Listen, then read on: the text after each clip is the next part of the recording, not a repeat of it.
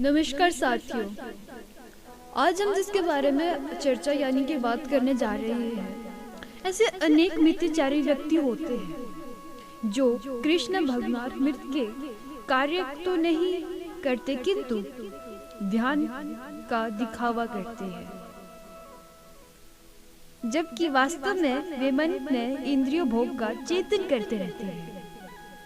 ऐसे लोग अपने अबोध शिष्यों को बहकाने के लिए शिशु दर्शन के विषय में व्याख्या देख सकते हैं, किंतु इस श्लोक के अनुसार वे सबसे बड़े धूर्त हैं। इंद्रिय सुख के लिए किसी भी आश्रम में रहकर कर्म किए जा सकते हैं, किंतु यदि उस विष्ट पद का उपयोग विधानों के पालन में किया जाए तो व्यक्ति की कर्म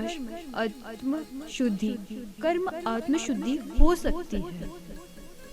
किंतु जो अपने को योग्य बताते हुए इंद्रिय तृप्ति के विषय में की गई खोज में लगे रहता है, वह सबसे बड़ा धूर्त है, भले ही वह कभी कभी दर्शन का उपयोग क्यों न दे।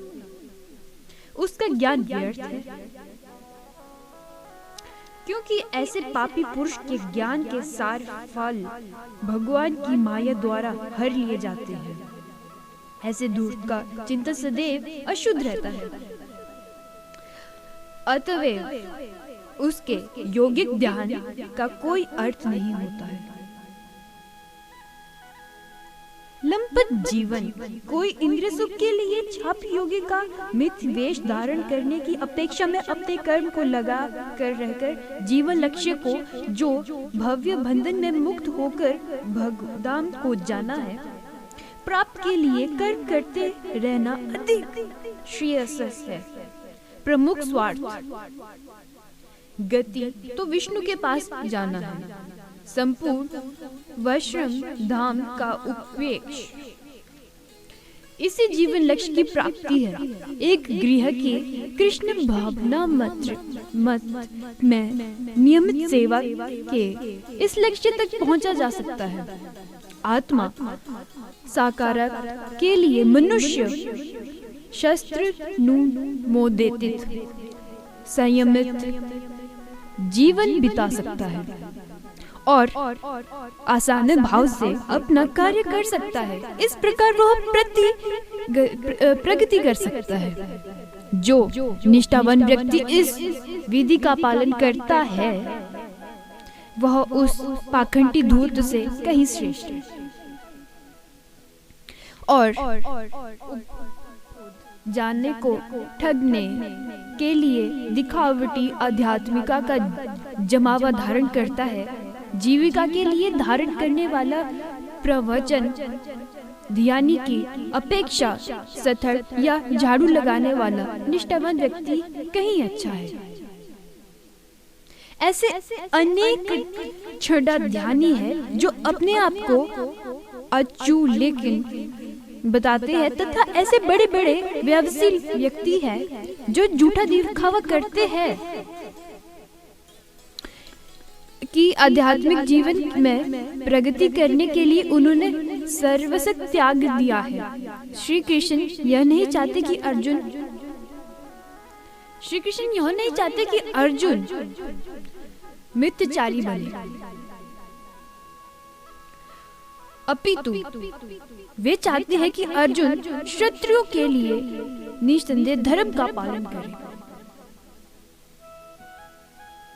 अर्जुन गृहस्थ था और एक सेना नायक था, अतः उससे के लिए श्रेयस्कर तथा वह उसी रूप में गृह क्षत्रिय के लिए निर्देश धार्मिक कार्य का पालन करे। ऐसे कार्य से संसारी मनुष्य का हृदय कर्मश विमल हो जाता है और वे भौतिक कमलशन और वो भौतिक का पालन करें। ऐसे कार्य सारे संसारी मनुष्य का हृदय कर्मश विमल हो जाता है और वो भौतिक कर्मश में मुक्त हो जाते हैं। देह निवारण के लिए किए गए तीर्थयात्रिक त्याग, संन्यास या अनुमोशन तो भगवान करते हैं और ना कोई धर्मशास्त्र है। आखिर देह निवारण के लिए कुछ न कुछ करना होता है। भौतिकवादी वासनाओं की शुद्धि के बिना कर्म का मानने ढंग से त्याग करना ठीक नहीं। इस जगत में प्रत्येक व्यक्ति निश्चय ही प्रकृति पर प्रभुत्व जाने के लिए और अर्थ इंद्रिय के लिए मिली प्रवृत्ति से ग्रसित रहता है। ऐसी दूषित कोश शुद्ध करने का आवश्यकता है। नियमित कार्य ऐसे करिए बिना मनुष्य की चाहिए कि तीर्थ आध्यात्मिकवादी योगी बने तथा सारे काम छोड़कर अन्य पर जीवित रहने का प्रयास ना करे। तो मेरे प्यारे साथियों, इसी के साथ हम चौथे अध्याय में इसके बारे में आगे बात करेंगे। धन्यवाद। और आप मेरे चैनल देव साधना को सब्सक्राइब एंड कमेंट शेयर जरूर करिएगा और कमेंट में लिखिएगा जय श्री कृष्ण। धन्यवाद।